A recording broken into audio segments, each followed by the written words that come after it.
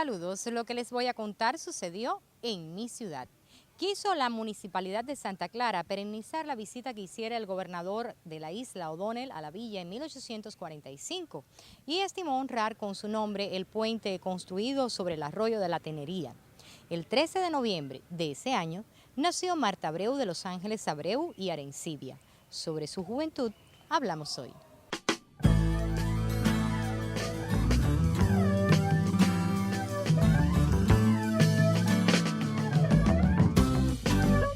El 2 de enero de 1846, Marta Abreu fue bautizada en la iglesia mayor que se encontraba en el cuadrante sur del actual Parque Leoncio Vidal.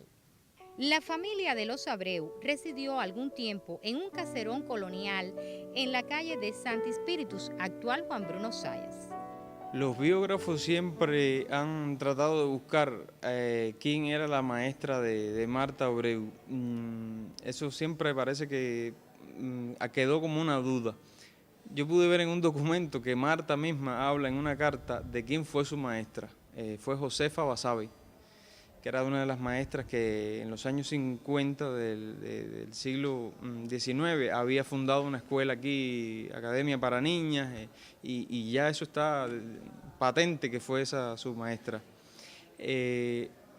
Al hablar de sus noviazgos, yo defendía muchas veces eso, yo decía, de alguna manera romántica, ¿no? El único hombre, y muchos lo han defendido, el único hombre en la vida de Marta fue Luis Esteves Romero. Es su novio conocido, es la única persona con la que ella decidió construir su vida matrimonial y su vida en sí.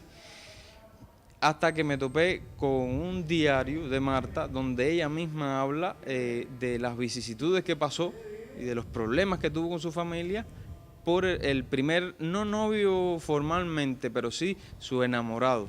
Porque llegó a tener cartas con él, llegó a tener muchos signos, lo supo su familia.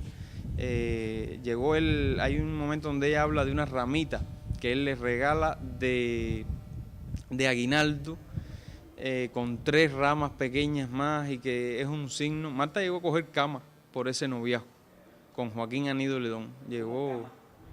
Llegó a coger cama. ¿En qué sentido? En que estuvo enferma.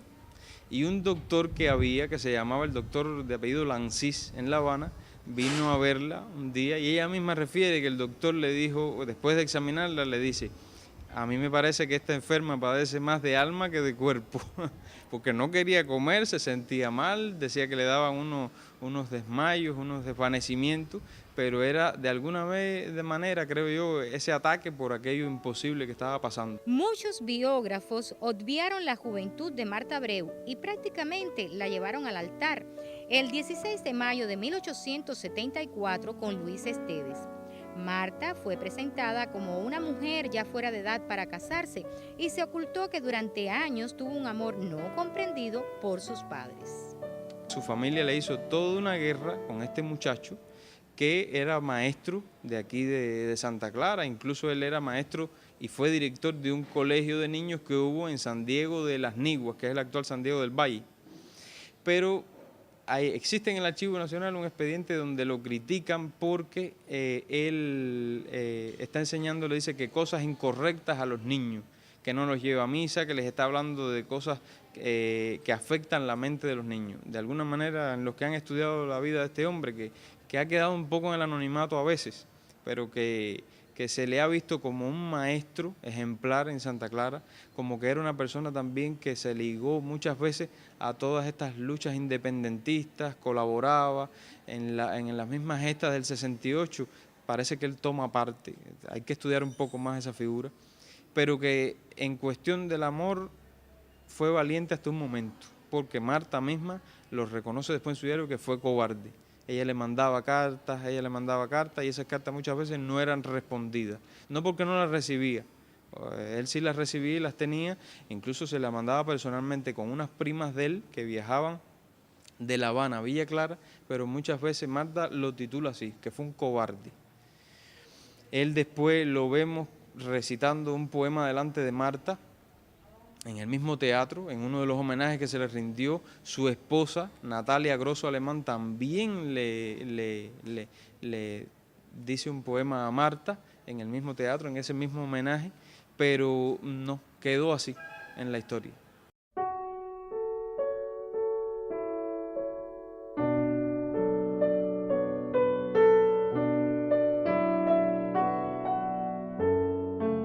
Una imagen llegada hasta el presente nos indica la llegada de la electricidad a Santa Clara. Se trata de la construcción de una majestuosa torre de madera a la que se puso por nombre Villa Clara, imitación a la de Eiffel, que midió 28 metros de elevación y 7 de ancho en la base y fue adornada de flores que ocultaban cientos de bombillos. La torre Villa Clara estuvo lista en los primeros días de marzo de 1895. Sobre ella hablaremos en solo minutos.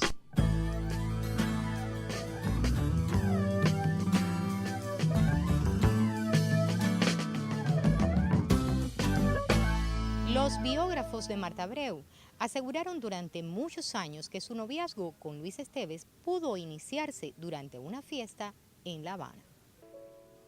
La familia Abreu conservó sus propiedades en el centro de Cuba, pero se había trasladado hacia Prado 72 en la capital del país. Frente a ese inmueble residía el joven abogado Luis Esteves. Las cosas llegaron a tal punto también con este noviazgo que el padre de Marta Abreu de alguna manera como que piensa desheredarla por lo rebelde que era. Y más que Marta se había enamorado de un hombre que era prácticamente 3 años menor que ella. Aquello era inconcebible, se veía él muy joven con ella, que ya estaba en los casi que en los 28 tenía, no, a veces dicen que 30, pero no, tenía 28 años. Pero se veía muy mayor ella Marta habla de que las canas a ella le salieron muy prematuramente. En una carta ella dice que ella tuvo canas desde su juventud prácticamente. Marta, aquí como tal, hereda de su padre muchas casas. Tanto otras hermanas como las otras 2 hermanas heredan, después que su padre fallece en el 1878, heredan muchas casas. Al punto de que se le cuentan a Marta casi que 16 casas en Santa Clara. 16 casas de la que era propietaria. A vivir a Santa Clara no vino. Ella muchas veces lo que hacía, ya empieza de alguna manera a hacer una vida un poco más europea. Todos los años la vemos que sale. Pero como tal, residir aquí en Santa Clara no. Ellos tenían una casa aquí a la que se quedaban, principalmente, que era la del Carmen número 6,5. Hoy en día ahí lo que hay es un estudio fotográfico. Queda casi que frente al antiguo colegio Pedro Nolasco, en la calle de Máximo Gómez, frente al 1800, donde hoy en día están las oficinas esas de Habanatur. Ahí era la casa donde ellos residían. Esa casa, desde ahí ella salió para el Teatro La Caridad. Esa fue la casa desde donde se hizo esa alfombra de flores hasta el Teatro La Caridad. Y ella paraba allí. Aprovechaba siempre su viaje a Santa Clara para ir a las 2 ingenios. Al ingenio que ya no existía, pero prácticamente esas tierras allá cultivaban mucho la caña, que era el ingenio 2 Hermanas en Mata y el otro ingenio que era el San Francisco en Cruces, que era de su hermana, pero su hermana Rosa decide en un momento no venir más a Cuba. Fue un poco anticubana porque de la causa cubana no quiso saber, al contrario, Rosa se escandaliza y ella se lo vende prácticamente. A veces, al principio lo hace como un arrendamiento, pero después se lo vende a Marta y le dice: encárgate tú del ingenio San Francisco, no quiero saber de eso. Y Marta, mucho de su dinero también lo tiene de este ingenio. El padre de Marta Abreu no aceptó la nueva relación de su hija y quedaron para la historia algunas cartas que detallan estas desavenencias. Lo curioso de esto es lo que pasa con Marta, porque en este documento que se cuenta, que Marta, los padres la montan en un barco, la mandan hasta Sagua y de Sagua vienen en coche a Santa Clara para ser depositada en casa de su tío Eduardo. Era un tío que ella tenía en una casa de la calle Calvario, aquí actual Marta Abreu, que queda cerca de la farmacia que está cerca de la funeraria Domenech. Y en esa casa, bueno, pues ella estuvo depositada por su padre a ver qué iban a hacer con Marta, porque realmente Marta era un dolor de cabeza para esa familia. Por la rebeldía, por todo este noviazgo, a ver si aquello se difuminaba un poco y desaparecía aquella relación. Luis Esteves se vuelve prácticamente loco, porque él lo cuenta, que se desesperó mucho por no saber el paradero de Marta. Cuando él pregunta, y su hermano también, Rosalía sale a la puerta y siempre lo que dice es: Marta está de viaje, no puedo decirles dónde está.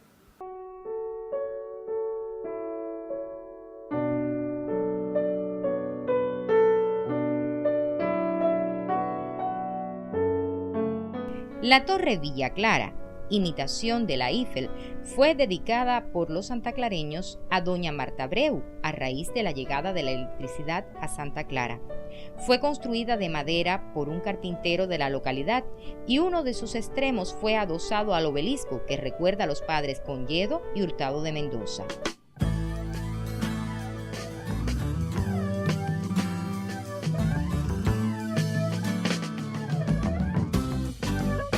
El padre de Marta Abreu envió por barco a su hija hacia Santa Clara para tratar de controlar su relación con Luis Esteves a finales de abril de 1874. Sobre cómo se produjo el reencuentro de la pareja y lo que sucedió después les hablaremos en nuestro próximo programa. La historia de Santa Clara se conforma de eventos que unidos crean una manera de presentar la vida de sus mujeres, hombres y la nación de la que forman parte. Los espero en un próximo encuentro para continuar con Historias de mi ciudad.